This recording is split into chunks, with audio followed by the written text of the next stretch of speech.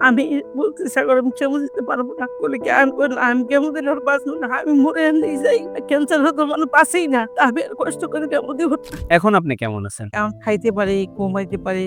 শরীরে প্রচুর এনার্জি আসছে।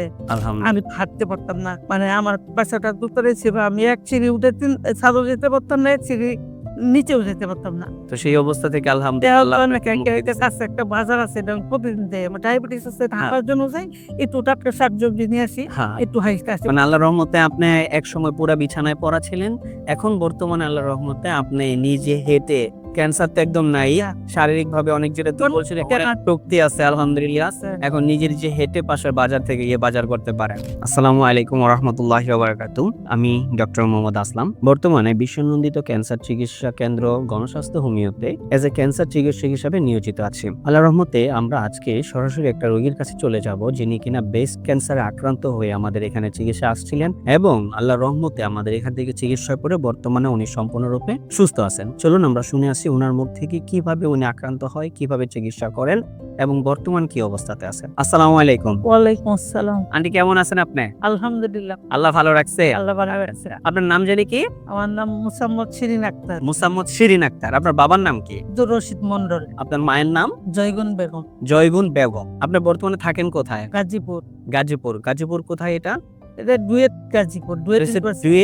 ডুয়েট ইউনিভার্সিটির সাথে, মানে ডুয়েট গাজীপুর। হ্যাঁ। কি নামে আপনাকে খোঁজ করলে পাওয়া যাবে? তো আমার ছেলে লিখে, হ্যাঁ। যে সাগর, সাগর ইস্তিয়াক সাগর। ইস্তিয়াক সাগর, মানে ডুয়েট গাজীপুরে গিয়ে যদি আমরা ইস্তিয়াক সাগর ভাইয়ের নাম ধরে বলি তাহলে আমরা সরাসরি আপনাকে পাবো।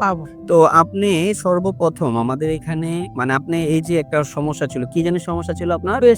ব্রেস্ট ক্যান্সার ছিল। প্রথমে টিউমার ছিল। প্রথমে টিউমার ছিল, পরে সেটা ক্যান্সারের রূপ নিছে। এটা কতদিন আগে? টিউমারটা প্রায় 13-14 বছর 24 সালে আইসা ডিসেম্বরের দিকে দিকে। সম্ভবত আপনার এটা আবার যখন টেস্ট করলেন, হিস্টোপ্যাথোলজিক্যাল টেস্ট আমরা করছি, সেটাতে দেখা গেল যে এটা অলরেডি ক্যান্সার ধরা পড়েছে। হ্যাঁ। আচ্ছা, তো ক্যান্সার হওয়ার পর আপনি কি অবস্থা ছিল, কি কি চিকিৎসা নিয়েছেন? আমি অনেক জায়গায় গেছি, তারপরে দেখি অনেক টাকা খরচ লাগে। পরে মহাখালীতে গেলাম, ওখানে কথাবার্তা বলে চিকিৎসা শুরু করলাম। ওখানেও টাকা লাগছে, অনেক টাকা ছাড়া হয় নাই। তারপর চিকিৎসা চললো, 5টা কেমো দিলাম। 4টে দিছি আমি, মোটামুটি নিতে পারছি। আচ্ছা, কিন্তু 5টার সময় আমি আর নিতে পারতেছি না। কি সমস্যা হয়েছিল? মাথাটা আগুনের মতো গরম হয়ে গেছে, ঘাইমে মাথা শরীর সহ প্রচন্ড বমি, আর মাথা শরীর ঘাইমে এমন ভাবে পানি পড়তেছে, তখন শীত ছিল আরো। আচ্ছা, মানে আমি আর কোনো ভাবেই মানে কেমোটা শেষ করতে পারে না। অল্প একটু থাকতে বন্ধ করে দিয়েছে। বন্ধ করার পরে ওখানে সরকারি হসপিটাল রেস্ট নিতে দেয় না, বেডে থেকে উঠাই দিচ্ছে, আরেকজনকে দিবে। পরে আমার ছেলে একটা হুইল চেয়ার ভাড়া করে না আমাকে ওটার মতো বসে বাঁধন দিয়েছে, কিন্তু আমি হুইল চেয়ার থাকতে পারছি না। আচ্ছা, আচ্ছা। পরে থাকছি।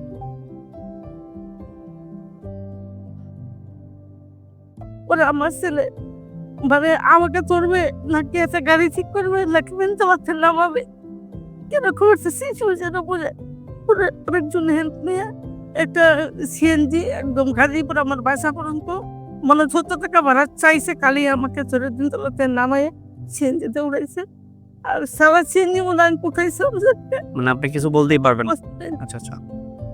পরে বাসায় এলাম, পরে অনেকক্ষণ পরে আস্তে আস্তে আস্তে আস্তে একটু হয়েছে, কিন্তু আমি কিছুই খাইতে পারতাম না। আচ্ছা, মুখে ঘা মারিয়ে দিয়ে জিহ্বা এত পরিমাণে ঘা, আপনি এমনি পানি খেলেও খাইতে পারবেন না। আচ্ছা, আচ্ছা। এমন অবস্থা হয়ে গেছিল। তারপর বমি, মানে আপনি যাও শুধু ভাত খাবেন, তাও বমি হলে কি খাওয়া যাবে না। হ্যাঁ। বমি, প্রচন্ড বমি।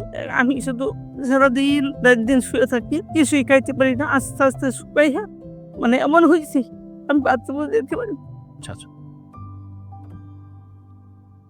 ওরা আমাকে এমন থাকতে থাকতে পরে আমি বললাম যে যখন 6 নম্বর কেমো টাইম আসতেছে, আমি বলতে সাগর আমি কেমো দিতে পারবো না। বলে কি আমি বললাম, আমি কেমো দিলে আর বাঁচবো না। আমি মরে এমনি যাই। ক্যান্সার হতো মানে বাঁচেই না। আমি আর কষ্ট করে কেমো দিব না। বলে আমার ছেলে বলছে তাহলে তোমার কিভাবে চিকিৎসা করে। ও শুক্রবার দিন নামাজ পড়ে এসে খায়া মোবাইলটা দেখতেছে। দেখতে দেখতে আপনাদের অ্যাডটা আসতেছে, এটা অনেক ভালো করে দেখছে।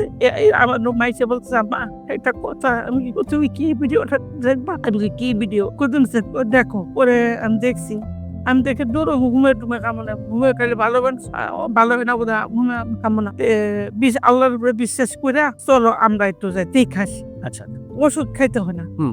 আগে আমরা দেখে আসি। এটা কত মাস আগে? আজ থেকে 7 মাস। আজ থেকে 7 মাস আগে হবে। আপনার লাইন চলতেছে। জি, জি। পরে আমার আম্মা, আমার ছেলের বউ, আমি, আমার ছেলে একটা প্রাইভেট কার নিয়ে আপনাদের এখানে আসছি। আচ্ছা, আইসা পরে সবকিছু জানছি। আপনার সাথে কথা বলছি, আরো সবাইকে জিজ্ঞেস করছি। মানে অনেকক্ষণ জানছি, দেখছি, পরে দেখা পরে চলে গেছি। ওষুধ সেদিন নেই। আচ্ছা। পরে আমার ছেলে কয় চলো বাসায় যাই, কথা বইলা পরে কি করি বাসায় যাই। পরে কি হবে না হবে সেটা আমরা বাসায় গিয়ে কথা বলে নিব। নেই। তো ওষুধ খাওয়ার পর আমরা যেটা আপনাদেরকে বলি যে 4 মাস পর আমরা পরীক্ষা করব। হ্যাঁ, হ্যাঁ। পরীক্ষা করলে হয়তো বা আলহামদুলিল্লাহ আল্লাহ চাইতো নেগেটিভ আসবে। আপ থেকে আমরা কত মাস পরে পরীক্ষা দিয়েছিলাম? 4 মাস পরে 4 মাস পর আমরা পরীক্ষা দিছি।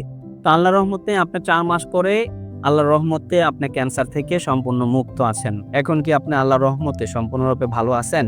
হ্যাঁ, এমনিও তেমন কোনো সমস্যা নেই। ক্যান্সার তো নাই। আর এমনি খাইতে পারি, ঘুমাইতে পারি। শরীরে প্রচুর এনার্জি আসছে। আলহামদুলিল্লাহ। আমি হাঁটতে পারতাম না। মানে আমার বাসাটা দোতলায় ছিল। আমি এক সিঁড়ি উঠে ছাদেও যেতে পারতাম না, এক সিঁড়ি নিচেও যেতে পারতাম না। তো সেই অবস্থা থেকে দেওয়া আলহামদুলিল্লাহ তো আপনাকে মুক্তি দিছে। কাছে একটা বাজার আছে, এটা আমি প্রতিদিন যাই। আমার ডায়াবেটিস আছে, ঢাকার জন্য যাই। একটু টাটকা শাকসবজি নিয়ে আসি, হ্যাঁ। একটু হাইস্টা আসি। মানে আল্লাহর রহমতে আপনি একসময় পুরা বিছানায় পড়া ছিলেন। এখন বর্তমানে আল্লাহর রহমতে আপনি নিজে হেঁটে ক্যান্সার তো একদম নাই। শারীরিকভাবে অনেক যেটা বলছিলেন শক্তি আছে আলহামদুলিল্লাহ। এখন নিজের যে হেঁটে পাশের বাজার থেকে গিয়ে বাজার করতে পারেন।